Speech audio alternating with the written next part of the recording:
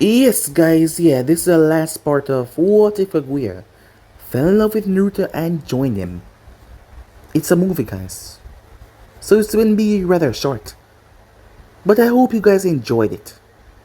And more movies, more series are to come, so just relax and enjoy, guys. Which I hope you do. And remember, if you're new, go ahead and click that red subscribe button and become part of the Making family. And over and Making 2, yes, you heard that correctly. 3 channels I have. And Making and Making 2 and Making 3, which I post What If every single day for you guys to enjoy. So go ahead and click that red subscribe button and become part of the Making family. And thank you for all of your help and support, and yeah, enjoy, guys. And over in Making 3, I post a brand new episode of What If Naruto the Ultimate Nature Bloodline, so go ahead and enjoy that, guys. But for now, let's begin this new episode. Start the intro.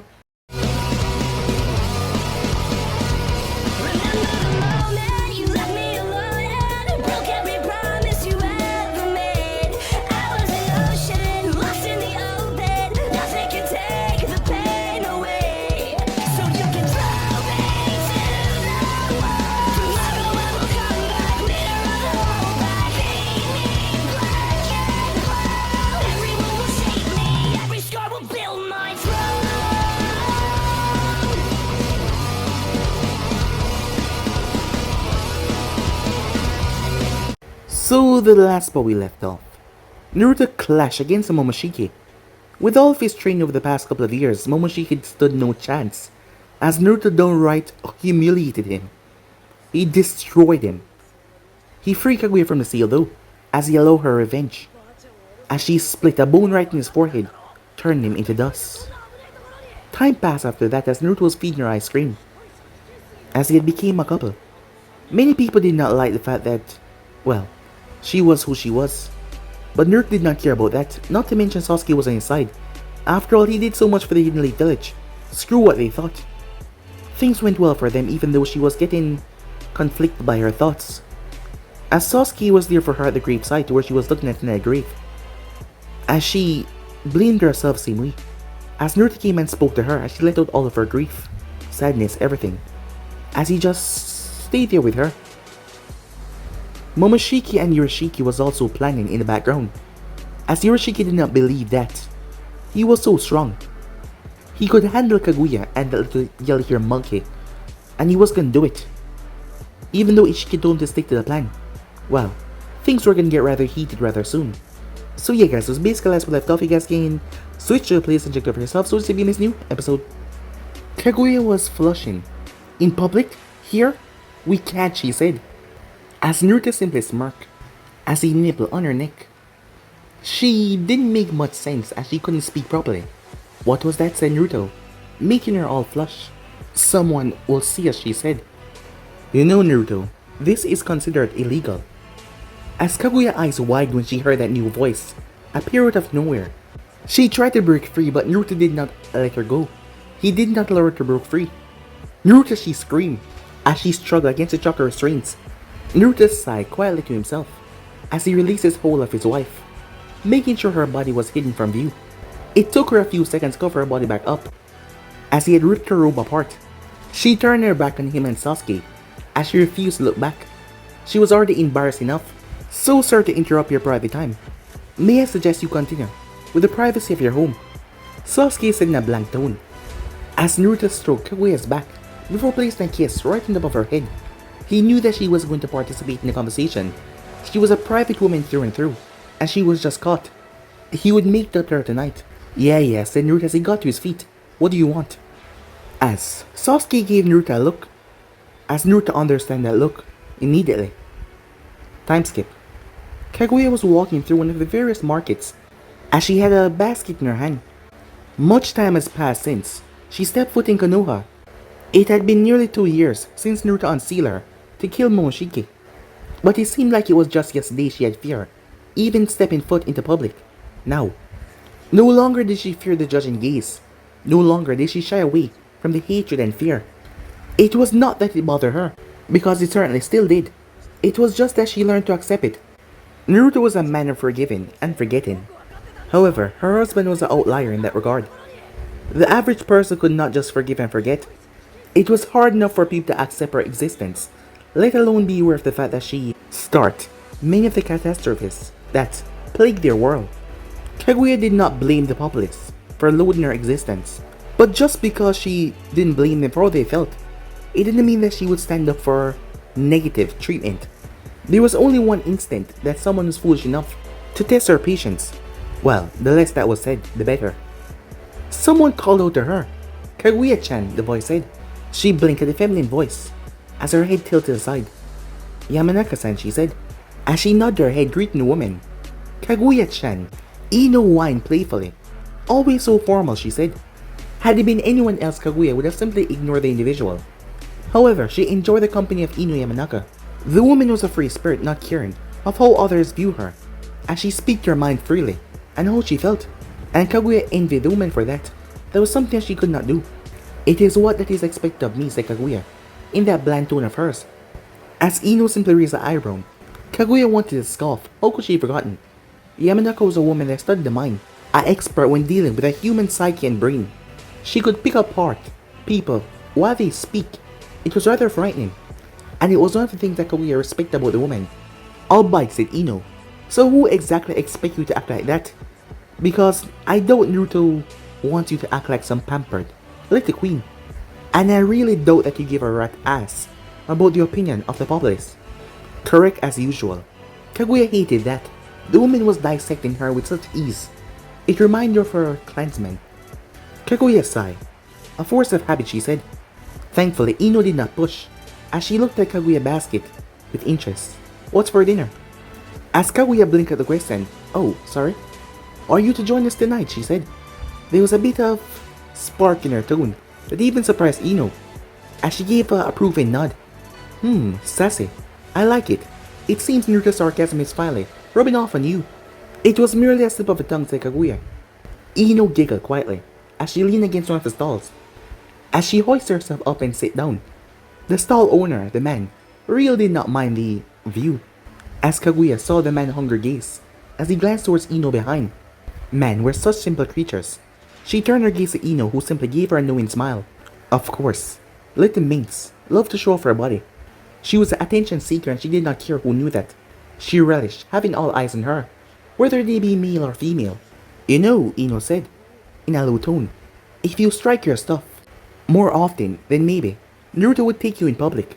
Kaguya's cheeks flamed at the thought of doing something like that for attention.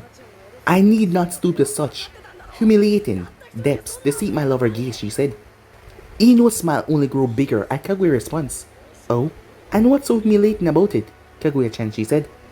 I am not some sort of consort to be used solely for the pleasures of the flesh, said Kaguya. But Kaguya-chan, Ino said, that's the fun part. As Ino continued on, just imagine it. Naruto bent you over as she looked over and pointed at the vacant alley, in that alleyway, and have his way with you. You're in public. People are all around. You want to scream, but you can't. So all you can do is bite your lip and cover your mouth with your hand. So you don't alert anyone around. But then Naruto went and do the unthinkable. Ino paused for dramatic effect as Kaguya found herself leaning in, one hearing what the woman had to say. He pushed your face against the dirt wall of the alley and pulled both of your arms back. Now you can't even cover your mouth with your own hands. You are completely at his mercy. Come on, doesn't it sound wonderful? Asked Ino, as Kaguya's face was flaming by the time Ino was done. Well, it did sound No, such thoughts are beneath her. Before she could mount or respond, something pricked her at the back of the neck. As she felt it, Kaguya's body moved faster than Ino could even comprehend.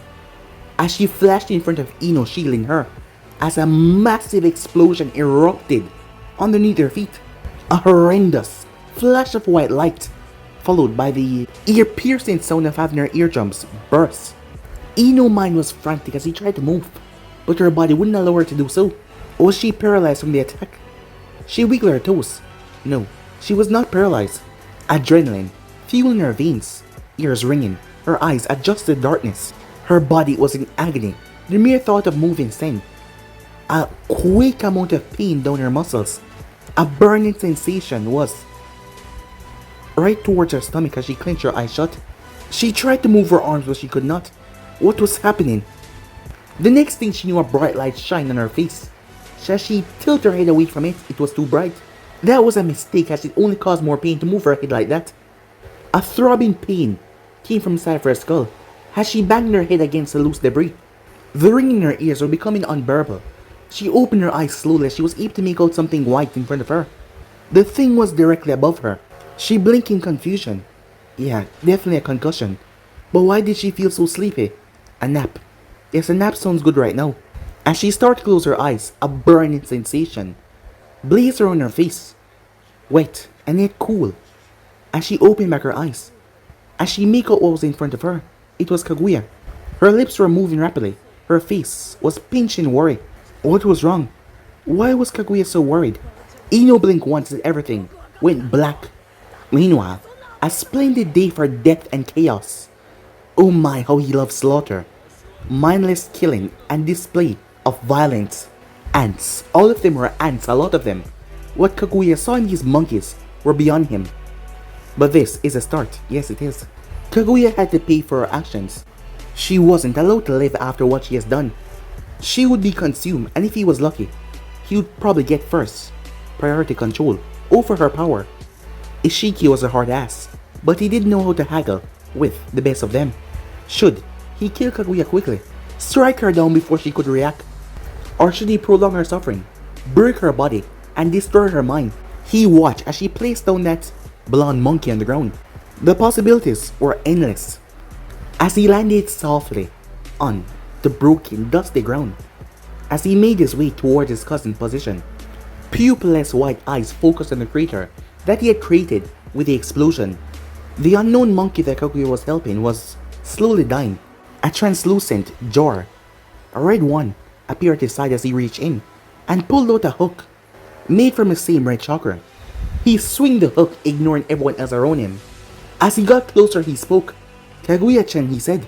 "Come out and play." It was silence for several seconds as he stood at the edge of a gigantic crater that he had created. Annoyance seeped in his veins as Kaguya was ignoring him, focusing on what she had down there. He would show her what happened when she ignores him. He spun the fish hook at an incredible rate. So fast indeed, it started to disarray the entire area with the spin that it was going at, as he then launched it towards Kaguya to make it burst right to her throat to drag her to him. As he felt it connect with something, as he dragged the hook, but his eyes wide when he felt the hook stop, and he was the one that was yanked forward. It happened so fast he just had half a second to brace for impact. His face then was slammed viciously into the ground, creating an earthquake that spam several miles through the village. He felt that hurt. Why did that hurt? Moments earlier, Kaguya's face was not showing anger as she looked down towards Ino. The woman that she called her friend was taking shallow breaths, clutching her abdomen. Shielding Ino had ultimately saved her life, but the 3 foot of rebar that was puncturing her stomach would see that she wouldn't. As Kaguya slashed the upper rebar that was currently piercing through Ino, as Ino released a whimper of pain, and that pissed Kaguya off the anger. As she forced her hand to calm down, seeing that they were trembling. She can't be angry right now. She had to be calm and level-headed. A mistake here will see Ino dying. It took longer than Kaguya would have liked, but she pulled Ino off of the rebar. See staunch woman bleeding by placing a palm to her stomach and pulsing her chakra. Easy. Not too much or you will kill it. You need to focus. You have perfect chakra control. All you need to do is direct it time. As Naruto words came back in her head. As she focused, the color on Ino's skin started to fill out. Sweat run down her face and her body, mixed with blood and dirt. But she'll be fine. She'll be okay. "Kaguya-chan, come out and play!" A wave of rage swept through her body as she heard that familiar voice. The man that she had feared when she was younger. The man that she hated with her entire being. Isshiki. As Kaguya placed her hand on Ino's chest, using a portal to transport her away. As Kaguya got to her feet, ignoring the blood of her friend that stained her pristine white robes. Rage threatened to swallow her whole. But she calmed herself because if she let loose, Konoha would be a wasteland. No, absolutely not. She would not stoop to his level as she stood there, As she sensed the attack coming for her, that hook whipping through the air, she tilted her head as the hook passed her.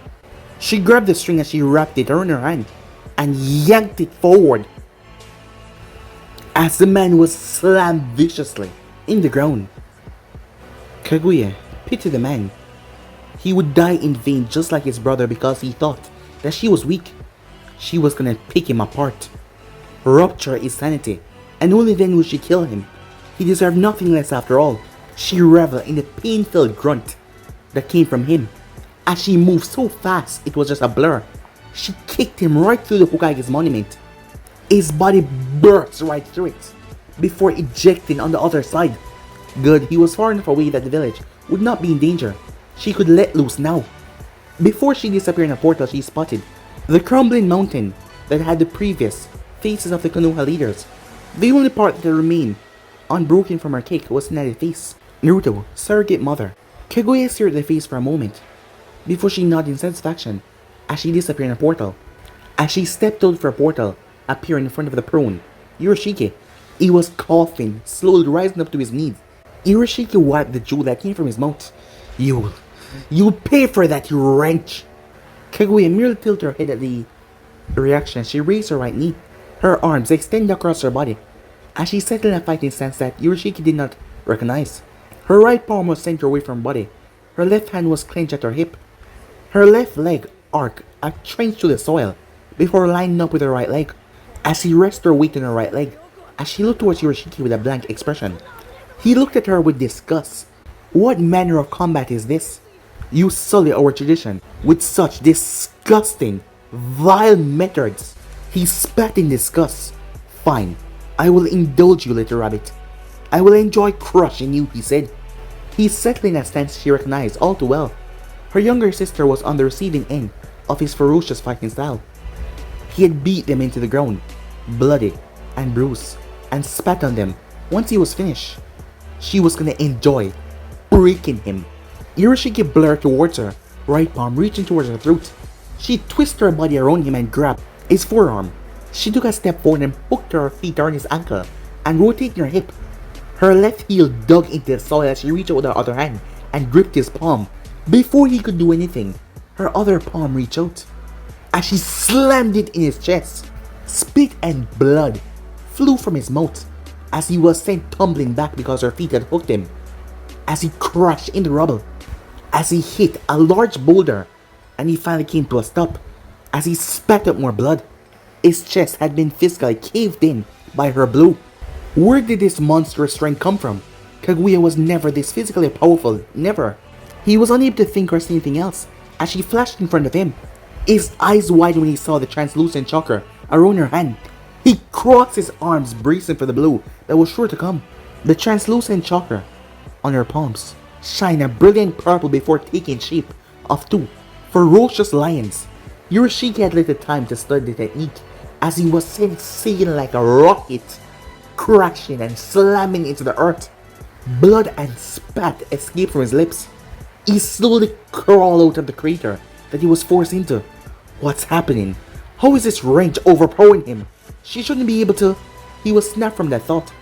As Kaguya appeared and caved his face right in, several teeth ejected from his mouth as he was nearly sent airborne.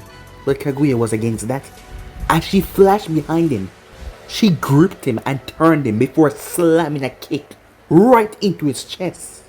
A vicious earthquake rocked the foundation as Isshiki was broken through the soil. As Kaguya landed, the moment she did, she jumped backwards as various chakra blasts were rooted from the ground from Isshiki. She twirled, she flipped as she evaded all of his attacks. The lion on her palms roared as she slammed them into the ground, reducing the earth to sand. As Isshiki was forced to flee as the underground was reduced to nothing but sand, everything was being torn apart underground, and he would be too if he didn't run. But the moment he burst from the earth, a fist slammed into his face. He was taken aback as he then received several jabs all over his body. Kaguya physically assaulted him as he winced and cried and spat blood. Isshiki thought he saw an opening as he was about to capitalize on it until a vicious attack racked his brain. The next thing he knew, he was buried under the ground. What the hell was going on? Why was she so strong? She shouldn't be so strong. She should be weak. She should be groveling at his feet, begging him to spare her. But yet, she was forcing him to defend. Unacceptable. The groan exploded outward as he rocked towards Kaguya with impressive speed, as his fist was coming directly towards her face. But she weaved around his strike with nothing but ease. His eyes widened as her hair came alive and wrapped around his fist and his body. As he glanced into her eyes, the purple lines on her hands roared as they slammed into his stomach. Isshiki spat blood a lot from his mouth as he cried out in pain. Kaguya did not stop as she assaulted him over and over and over again. Shockwave after shockwave after shockwave, as her fist was nothing but blur at this point, as she repeatedly slammed it into him over and over. And he could not escape her here, was spreading his arms wide as she hit him repeatedly. Her expression started to crack, as a smile came on her face as she repeatedly struck him. The blood that he was spatting out was falling on her, and with a smile it made her look ferocious. It seeped into her own mouth, painting her teeth red. But she did not care one bit. She reared her right fist back before channeling so much chakra in her fists. The air around her fist started to warp. The purple lion shifted into another creature and it started to grow larger, larger, larger and larger. What could only be described as an eldritch abomination sat right on Kaguya's fist. Its mouth was mangled jaw, filled with strange crooked teeth. It lacked the eye with no nose, the darkest shade of black with spikes coming from its head. The whole the thing released, chill, Isshiki to his bones. As he looked towards the abomination of chakra, the sheer power radiating from that monster would surely kill him. I hope you survive this, Isshiki, she said, her eyes filled with nothing but glee. It won't be fun if you die that easily. She released a laugh before shoving her fist right into him. As the explosion was glorious, the beast shredded Isshiki to his bones. It was like music to Kaguya's ears. It was made all the more better as she shoved it through him, and he was forced to heal over and over again. His flesh continued to strip and heal until she released him with the amount of energy that she had gathered up as he was sent sailing towards the mountains. He obliterated the mountainside as he was swallowed in a dome of chakra. Not a second later, the dome of chakra exploded, prolonging his suffering. Silence swallowed the entire place for a couple of seconds, until Kaguya slowly made her way towards him. Blood dripped down her face and painted her robes, but she cared little for it. The smoke and ash had disappeared, leaving nothing but destruction in his wake. She then felt it. There was a surge of chakra that radiated from where he was. He wouldn't have, would he? She blurred towards his position as she stopped when she saw the transformation that he had gone through. Gone were the pale white orbs that he had possessed that resembled her own. No, there were two golden orbs with a gold ring on his forehead. His nails had transformed as they became a talon, looking like the creature's horns resemble. Black markings cover his hands and legs. His hair became snow white, not like her own though, and it spread behind him in a wild manner. The horns jetted out from the side of his head, looking like wings. Witness true horror, said Isshiki, as he blurred out of sight. Kaguya ducked, dodging the powerful blow, as she clenched her hand in front of her chest. Ishiki's fists were like blurs, destroying the surrounding terrain. She jumped back as she was struck in the stomach in mid-air, as she was sent flying back like a rocket. Her body skipped across the terrain like a stone skipping on top of water. Isshiki watched her broken body finally come to a stop as she was buried underneath the mountain. Served the bitch right. To think that she could even match him, she was really getting crazy. Get up, Kaguya-chan, he said. We're only getting started, you little wrench. As he appeared directly above the woman, an orb of black and purple chakra pulsated right in his palm. With a cruel smile, he raised it right above his head. I hope you don't die from this, Kaguya-chan, he said, mocking her. It would be a shame to kill you so soon. As he threw the orb right towards her, it detonated, causing the world to scream in agony at the sheer amount of power. Bright white light spanned out, and it turned everything to dust, organic or non-organic, it did not matter. The orb swallowed everything that it could, as Isshiki smiled, looking around the destruction that he caused. Hmm? You're alive. A cruel smile formed his face as he flashed towards her. He stood several feet away from her as he watched. She struggled to rise to her knees. Blood pooled along her broken body as her wounds refused to heal. He now knew why she was unable to rise as he spotted the remains of her left leg. Her left leg had been severed at the thigh, with several burns all over her body. Her once long beautiful hair was now reduced to nothing but a burned yarn. Dead.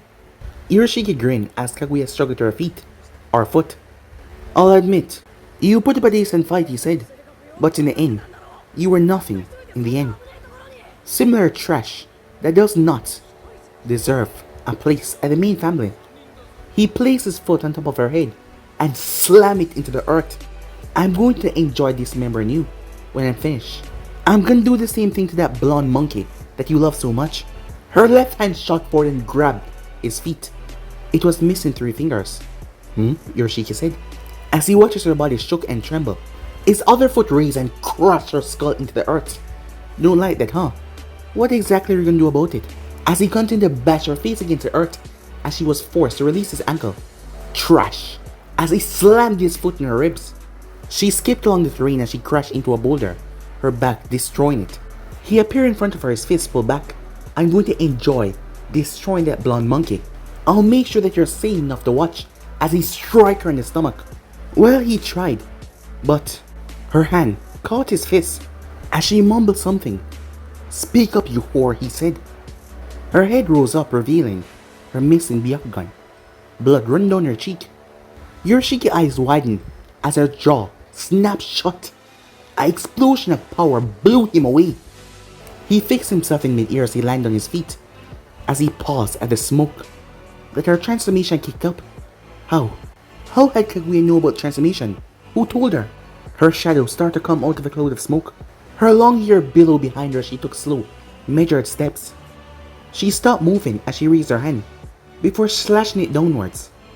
Isshiki looked confused until he cried out in pain, as he felt a surprised amount of pain from his shoulder. His golden eyes followed the source. His eyes widened. His arm. Where was his left arm? Witness. True horror. Kaguya's mocking voice came out of the smoke as she repeated exactly what he said to her. As she finally revealed herself, she no longer wore that robe that covered her body. In its place was a skin-tight black covering that covered her chest and upper thighs, practically molding against her skin. Her eyes was a brilliant shade of golden, along with the third eye that rests on her forehead, markings at her eyes that resembled tear stains. They went straight down her body, disappearing under the black cloak that covered her chest. Her horns were longer and thicker, they twist like a ram horn. Her hair was tied in a loose ponytail behind her back. The length, however, it remained the same. She raised her hand and twirled it in the air as Isshiki watched, as he saw something behind her. Something, a brilliant shade of gold, but it refused to reveal itself to him. He blinked as something happened, as he watched as Kaguya was rising up in the air. But she was not rising. No, that wasn't the case. His head was falling. His head was severed from his body. The golden protector hovered over Kaguya. It did not reveal itself. It just behind her, translucent like a ghost. As Isshiki looked up, he saw his body fall down to the ground. As he saw Kaguya appear in front of him. Good riddance, cousin of mine. I will see you in hell. As she stomped on his head, completely obliterating it. Moments later, euphoria was a feeling that Kaguya rarely felt in her life. She could physically count them on her single hand, the moments in her life. Basking in the blood of someone who tormented her for her childhood. It was a feeling that she could not really explain. Her golden ring eyes looked toward the sky as raindrops pelted her face. Her snowy hair started darkening with Isshiki essence, but she did not care for it. She had done it. Isshiki had died. Her sister had been avenged. She bowed her head as it was a moment of silence for her departed sister. Before she marched towards him, she kneeled next to his body and placed her hand on him before tearing out a piece of his flesh. Her claw fingers made quick work of his body as she gorged herself on his flesh. Bones snapped as she ripped and tore Crimson essence seeped down her mouth. Her hums got increasingly louder as she ate. For the next several minutes she gorged herself on the flesh of another Otsutsuki, uncaring about her surroundings, as she gorged until there was nothing left of Yoshiki's body, as she licked her fingers clean, enjoying the taste of her deceased cousin. That was incredibly disturbing. Her eyes snapped backwards as the earth shook as her chakra flared. A golden flash emanated behind her, towering over her form like some kind of god. Its form was undescribable, flickering in and out of existence, like it did not truly belong in this world. The intruder took half a step back, looking at the creature that was now behind her, with widened eyes. Sasuke Rinnegan flared in response to his shock, unable to comprehend what he was witnessing. Then it just vanished, disappearing like it never existed. As she noticed who had spoken as she reined in back her chakra, calling it back in her body, blood painting her face, she spoke calmly, unnerving the man that had snuck up on her. "Enjoy the show," she said, as she slowly got to her feet. "You are looking quite unwell." Sasuke ignored the throbbing around his Rinnegan. "I will be fine." "We dealt with the other one," he said. "Those unique Rinnegan that she had flashed with curiosity. Do tell." "Did they suffer?" she said. Kaguya was different. Whatever happened to her changer? Sasuke couldn't even sense her chakra. It was like she had none, and that made no sense considering that she flared it when he spoke.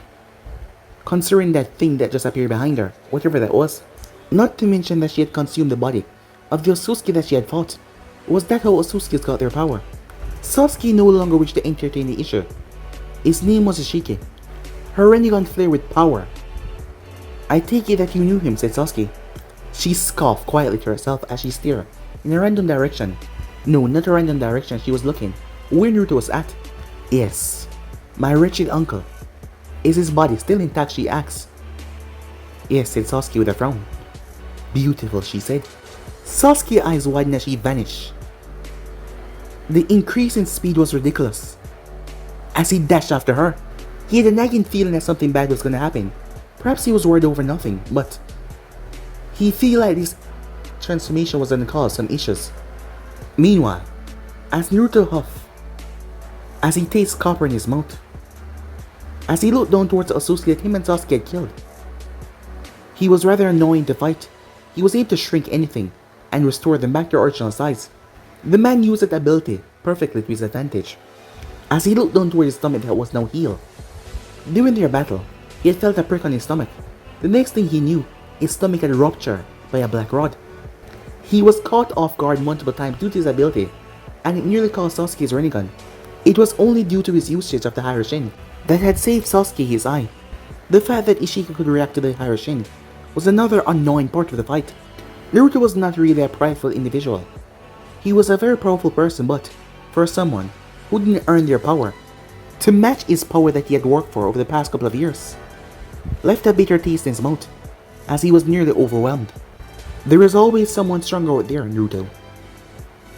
"I know, Kurama," said Naruto. "Doesn't change the fact that it's annoying. I struggle for this power. I'm afraid the world doesn't care about your struggles, partner." As Naruto sighed, Kurama was right, but it still left a bitter taste in his mouth. Naruto's eyes snapped to the left as he sensed her before she appeared. As he spotted this, Naruto blinked as he looked at his newly transformed wife with the widened eyes. As he took note of her changes, "Hi," said Naruto. She glanced at him with a smirk. "You look different." "In a good way, of course," said Naruto. Her eyes turned towards the dead body. "Did he suffer?" she asked, as she slowly made her way towards Naruto.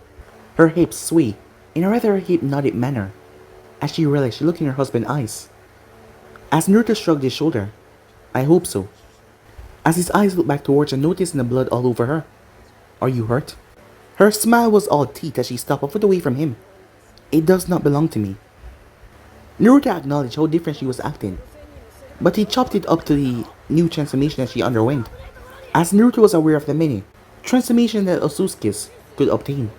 As he rested against the rock and closed his eye, he felt a weight. As he opened his eyes, she was now sitting on top of him. He raised a curious brow, looking into her Rinnegan. "Need something, Haim," said Naruto. As a smirk came on her face. "I need you," she said. "Why don't you relieve yourself of these garments?" As Naruto was a bit surprised, "Where did my meek wife go?" he said. "Just a week ago you were blushing at the thought of doing something out in the open." A cheeky grin was on his face as she made some displeased noises as he placed his arm around her. "Do not test my patience, beloved." She was easily able to swipe away his hand as her hair spiraled out and trapped his hands, just like how he did to her. "Kinky," said Naruto, as he was trying but failing to break the hold. "What you can do to me, Haim?" he said. "Whatever I desire," she said. "Your breath smelled like blood," said Naruto, as he noted that, ignoring the pleasures of his wife moving around on his pelvis. "Cease your complaint, beloved," she said. "A little blood only makes it better." "No?" she asked, as her claws curved into his skin and jaw, a small amount of blood, as Naruto flexed his muscles. A reaction, trying to break the restraints, but he could not. "Jeez, you're a lot stronger now," he said, as she smirked. "How does it feel, beloved, to be the weak one now?" As her hand stroked on his chest and rested on his waist. "Oddly satisfying," he said, as her hand went down to his pants. "You two have no shame," said Sasuke, making himself be known. As Kaguya turned towards him and waved her hand, Sasuke fell right through a portal. "Annoying pest," she said, as she turned back towards Naruto. "Come now, beloved," she said. "Let us make love. I wish to be your child," she said. And Naruto didn't need to be convinced further. Time skip. Cerulean eyes looked down towards the folders, blue eyes showing a rather bored tint in them. Why use such ridiculous words to describe such things as he looked over the folders? Who even wrote these things? He was a shinobi, not a damn dictionary. Words didn't need to be longer than 4 syllables. Naruto was convinced that Sasuke was behind it. That annoying prick would do anything to cause him a headache these days. It's not his fault that the bastard didn't look good at 40. Him himself was blessed with genetics of a Uzumaki. Even when he became 60, he would not look a day over 35. Good way to rub it in Sasuke's face when the time came. "You're not doing your work," a voice said. "Stop being lazy." As Naruto's nostrils were full with the smell of cigarette. "Shika," he said, "put that cigarette out before I send you through the window." And he would do it, as Shikamaru muttered under his breath. It was not the first time he was blown through the window by a Winjutsu, because of his smoking. Today was not the day that he felt like being blown across the village. Maybe another day. "If you actually do your work, then maybe I would need to pop a smoke," said Shikamaru. "What's keeping you here so long?" "What do you mean?" said Naruto, as he turned his head. His eyes widened how dark it was outside. "Oh shit, Kaguya is gonna kill me," he said. Shikamaru watched as Naruto blazed through the paperwork, folders, documents were filled and filled out properly. He watched as Naruto tied up his office to go home. "You know, if you took your work this seriously, then you wouldn't have to be in this situation all the time." "Give me a break, Shika," said Naruto. "I literally saved the world at least 6 times now." "Heroes don't get a day off," said Shikamaru. "Don't call me that," said Naruto. "I'm not 17 anymore. I'm past my prime at this point." "Keep telling yourself that," said Shikamaru. "We both know it isn't true." I know, said Naruto. "I just like to be humbled." "Humble is a word, but I wouldn't use that to describe you," said Shikamaru. The guy who was about to be thrown to the window say, "What?" "What?" said Shikamaru, as Naruto smiled. "Oh shit." Shikamaru was blown through the window. "See you tomorrow, Shika," said Naruto. "I'll fix it tomorrow." As Naruto vanished from the office in a golden flash.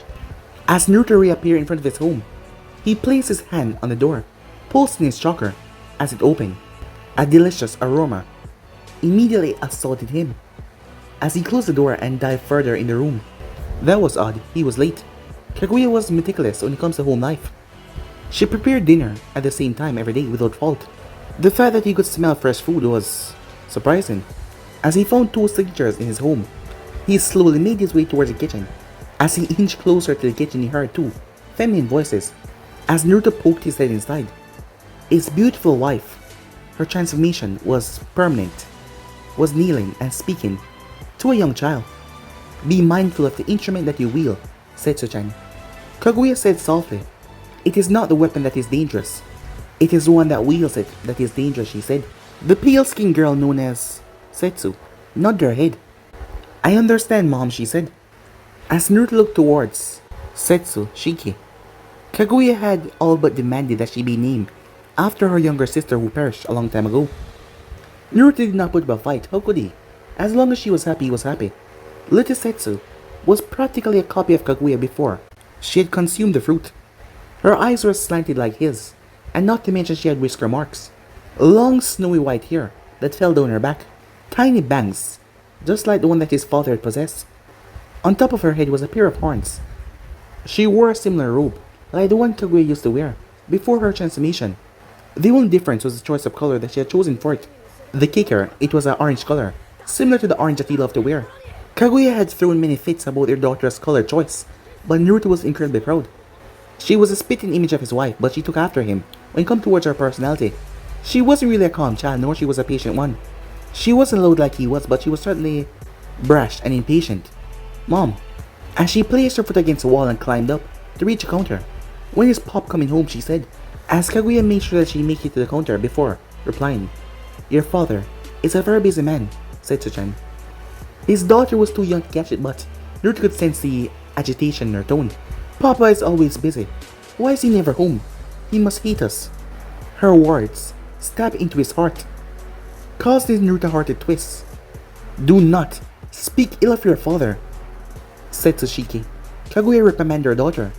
Listen to me, your father would sacrifice the very world itself to make sure that you were safe and sound. Do not sully his name where he can hear you. As Kaguya eyes snapped towards where Naruto were, before slowly turning her gaze back towards her daughter. Naruto adored you, and loved you more than life. Tears fill her eyes, as she sniffled. Sometimes, it doesn't feel like it, she said, as Kaguya stroked her cheek. Then why do you remain silent, daughter, she said. He cannot read your mind. Your father would do anything in this world in his power to make you happy. I do not wish to bother him, she said. Everyone say that Papa is a busy man. It isn't fair. Even the other kids talk about it as well. Why? Does he have to be the Hokage? Make someone else be the leader. Kaguya stroked her cheek. It's not that simple, daughter, she said. The small child clenched her fists in anger as her chakra flared dangerously. Small, golden streak. That's what everyone says, she said. Who cares about that stupid hat? I just want my papa. It isn't fair that everyone gets to spend time with their papa, but they won't let me spend time with mine. And I hate it, she said. Tears fall from her face. Why does the village come first, Mama, she said. A sad smile graced Kaguya's face as she allowed her daughter to spin her frustration and anger. As she was calming down, she placed a hand on her head. It was your father's dream to lead this village when he was around your age. I cannot hope to understand why your father does what he does. It is not my place or yours. These are things that we have to accept. The small child sniffled. I don't like it. Kaguya pulled her into a hug. It is fine to dislike it. I cannot control the emotions that you express. But you must accept it. Your father is a gentleman. He's not like us. You cannot condemn him for the same things your peers condemn you for. Let this be a lesson to you, daughter. First of many. There will be times when life is trying and arduous and painful, but you must never give in to those feelings.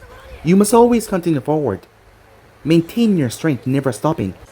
It is only when you stood in the pits of despair that you can witness the beauty of the sun, my daughter. Little Setsu wiped the tears away from her face as she sniffled. I understand, Mama, she said.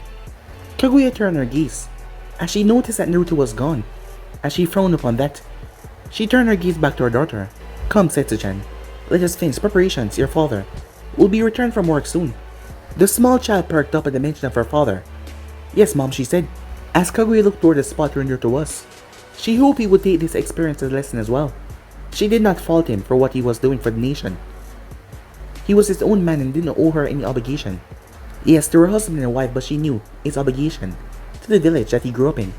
The very same village that spied him from birth. But one day, he would have to choose between his family and the village.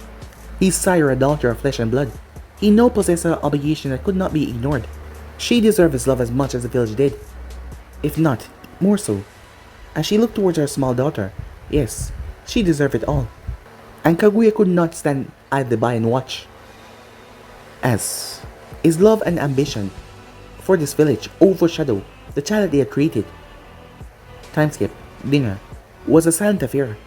Naruto had entered with a strange smile as he greeted her with love in his eyes. She saw the look when he looked towards his daughter. There was sadness in his eyes, a lot of it. Setsu, as young as she was, did not notice the look. She was just beyond happy that her father was here. As Naruto usually spoke enough for the both of them, but tonight, he was quiet. Setsu hasn't really noticed. She was just beyond happy. When dinner was finished, Kaguya took her daughter aside, as she took her to the bathroom to clean her up and prepare her for bed. The girl had complained that she wanted to spend more time with her father. But Kaguya looked towards Naruto as she saw the frustration in his face. Something was eating away at him. As she took her daughter, telling her that Naruto put her to bed. It took less than an hour to get her ready, as Naruto gave her a short story about his past, and bidding her goodnight with a soft kiss. As Kaguya waited, as Naruto came downstairs and started helping with dishes. No words were spoken, just the faucet making noise and dishes clinging together. She noticed his distant expression as she turned the faucet off. She loves you. You understand this, yes? He blinked at the question before leaning against the counter. Yes. Yes, I know, he said. She wiped her hands clean with a spare towel. Then what avails you? I will not allow you to assault before me. I will not allow it, she said. Her words hurt him, said Naruto. She's entitled to her feelings, no matter how small they might be or seem. It put me into perspective. How I'm seeing, he said. She raised the eyebrow at his word. Do explain, husband, she said. I can weather anything thrown towards me, he said. Toxic, wordsome strangers. Vitriolic hate from old friends and comrades who were against my decision to wed you. None of that would affect me at all. I didn't care what they had to say about my decision regarding you, the elemental nation, or anything maintaining peace amongst the big five. But to hear my own daughter words and how she feel about me. As he shook his head with a sigh, they hurt. They hurt even more so because of how true they were. She's but a child, husband. Her words hold no true rancor to them. She has yet to mature and grow. Naruto shook his head. She isn't a pure-blooded Otsutsuki, said Naruto. You can't treat her like one. She has the same emotions all humans possess. They will always be there ingrained to her very core. Raising her like a Otsutsuki would only damage her psyche. She's a child, but yes, she's not like you, Haim. You cannot force her to mature with only words. She will need to be able to form her own beliefs and desires. Without being reprimanded, said Naruto. Someone had to reprimand her actions. And we know it can't be you, beloved. You cannot punish her. You are much too soft on her, husband. As Naruto smiled, I don't want her to grow up resenting me, just because she didn't feel a certain way. I never had a father or parent, for a matter growing up. I don't really understand what is right or wrong, or what really not to do, he said. Kaguya decided to be as blunt as possible. What you are doing wrong is placed in the village before your daughter, husband. As he turned his head towards her, you are a gentleman, kind, to a fault. You love deeply, husband. That love spread to those that you don't even personally know. But you truly owe these people nothing. However, you have an obligation to your daughter. I will never become in between your dreams and ambition, but you will not shoulder our child to do so. I would sooner take our daughter and leave this planet. As her golden eyes flash. You owe me nothing, Naruto, she said. Isshiki, deserve everything. And she gave my kiss right in the cheek. You will have to choose one day, beloved. I merely hope that you choose correctly. I will not tolerate the same action that your father did unto you. As she left, leaving him to his thoughts. His eyes rose to the moon, before he vanished in a golden flash. Time skip. Okay class, settle down. A match will be ordered. Today's lesson will be on the importance of Setsu, zoned out her teacher. These lessons weren't important to her, but they were necessary if she wanted to graduate from the academy. She was a youngish individual, as she was able to skip several classes. Father had protested, but mother explained to him that she was too advanced to remain with younger ones. The 6-year-old rested her head against her palm as she looked through the window. She was already Chunin level, if not on the verge of being outright Jonin. The only thing she was lacking was the experience and maturity. Papa explained to her that Jonins were mature, despite their age, and she was rather lacking in that material, which were most likely true. She was 6 years old. She had heard about plenty of shinobis that were drafted at a young age, but they were drafted into the Anpu and never seen again. She highly doubted that father would allow that to happen. Mother always said that she would stand out too much for some time the Anpu. She had known from a young age that she was not normal like the rest of the children. After all, no other child looked like she did. The only individual that looked like her was her mother, and the village had plenty to say about her. Mostly negative, with a various odd compliment. Those were rare, but they occasionally happened. She had learned from people out that mother wasn't from this world, that she was a harlot, of death and despair, some kind of harbinger that only seek death and destruction. She had not understood at first, not understanding why they view her mother in such a negative light. She had questioned Auntie Ino about it, but the woman was tight-lipped, saying that it was not her place to say. But these people disliked her mother for something she had done. And Setsu didn't like it. She couldn't accept it. And they also wanted to treat her even worse as well. Despite what actions her mother had done, why should she suffer for them? She didn't deserve it, and she would not tolerate it. Papa explained that humans are being guided by their emotions. They would act on them, follow them, and even betray them if they were pushed hard enough. But unlike her own father who'd pushed back and made the people respect him, she resented them. Why should she care for those who did not like her? The only individuals that she wished to please were those that she considered family. And there was people like Shikadai and Sarada-chan. They never judged her, and they even respected her. They didn't treat her like some useless child or pest. It was a shame that they were already Jonins. And here she was stuck in this boring, stupid classroom with people she did not care about. She wanted to go on mission with Sarada and beat bad guys up. This school life was horrendously boring. Setsu. She was snapping her thoughts when her teacher spoke, as he raised the eyebrow in his man's face. Can you tell me why you weren't paying attention? As he pocketed one of his hands and leaned against the chalkboard. She blinked at the question, before she shifted her gaze back to the window. The class is boring, Sensei. The silver-haired teacher chuckled at her words. I am aware, little one, he said. However, it was required for everyone, regardless of how talented you may be, to pass this class. You cannot graduate without paying attention and passing. Your father mandated it. The way this man spoke about your father, it was like, you speak about father so loosely. Do you know him? He's a shinobi, short stack. Of course you know the Hokage. A random kid scoffed in annoyance. Setsu, I snapped towards the child. I did not realize I was speaking to you. Last time I checked, I was speaking with the teacher of the class. Know when to be silent, pests. Your betters are currently speaking. The boy grit his teeth in anger, as he was about to shout at her, but the teacher gave Masing a stare as he went quiet. Easy, children. Save the fighting for the playground. Do I know your father, you asked. She nodded. I didn't just know your father. I trained him, he said.